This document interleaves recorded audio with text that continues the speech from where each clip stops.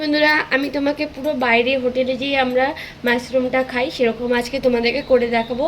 এখানে আমি মাশরুম ছোটো ছোটো করে কেটে নিয়েছি, বড় যেটা ছিল দিয়ে আমি একটু হালকা করে গরম জল দিয়ে এটাকে ভালো করে ধুয়ে নিয়েছি। দেখো নরম হয়ে গেছে।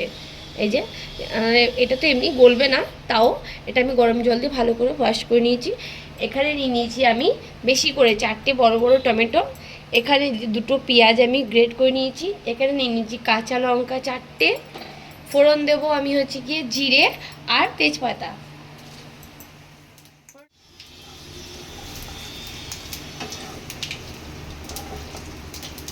এর মধ্যে আমি এবার দিয়ে দেবো পেঁয়াজ, যে গ্রেট করে রেখেছিলাম পেঁয়াজটা দেবো, লঙ্কা 4টে দিয়ে দেবো, টমেটোটা দিয়ে দেবো। দিয়ে এবার আমি ভালো করে এগুলোকে কষাবো। নুন দিয়ে দেবো, নুন দিয়ে ঢেকে দেবো, তাহলে এটা তাড়াতাড়ি করে টমেটোটা আর পেঁয়াজটা ভালো করে মিশে যাবে। নুন স্বাদ অনুযায়ী দিয়ে দেবো, যতটা লাগবে, যেহেতু মাছের মাংস খুবই কম আছে, যতটা লাগবে ততটাই। এটা আমি ভালো করে মিশিয়ে আমি একটুখানির জন্য ঢেকে দেবো, তাহলে এটা পেঁয়াজটা ভালো করে মিশে যাবে টমেটোর সাথে। দেখো টমেটোটা আর পেঁয়াজটা কিন্তু গলে গেছে। আমি এর মধ্যে এবার এক এক করে গুঁড়ো মশলাগুলো দিয়ে দেবো। ফার্স্টেই দিয়ে দেবো ধনের গুঁড়ো 1 চামচ, জিরের গুঁড়ো 1 চামচ, হলুদ দিয়ে দেবো,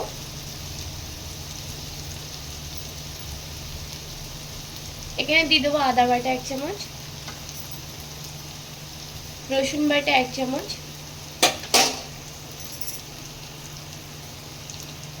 লঙ্কার গুঁড়ো দিয়ে দেবো 1 চামচ। করে আমি কষাবো।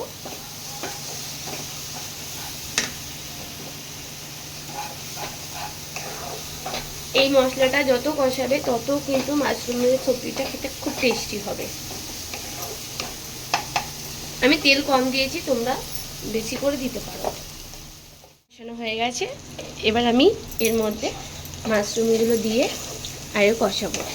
মশলাটা পুরো লাল লাল হয়ে গেছে, দেখেছো। আমি কেন কাশ্মীরি লঙ্কা গুঁড়ো দিইনি, নর্মাল যে লঙ্কার গুঁড়ো হয় সেটাই আমি দিয়েছি। আর এতে টমেটোটা বেশি দিতে হবে। মাশরুমটা যে আমি করে রেখেছিলাম সেটা এবার দিয়ে দেবো।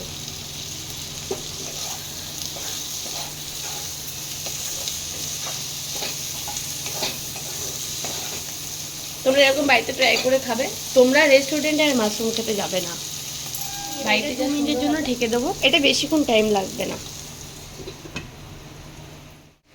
দেখো মাশরুম কষাটা শুধু একবার তোমরা দেখো, কালারটা শুধু দেখো। আমি তোমাদেরকে পুরো একদম মানে গ্যারান্টি দিয়ে বলছি, বাড়িতে তোমরা যদি এরকমভাবে বানাও, তোমরা আর বাইরে এটা খেতে যাবে না, বাড়িতেই বানিয়ে খাবে।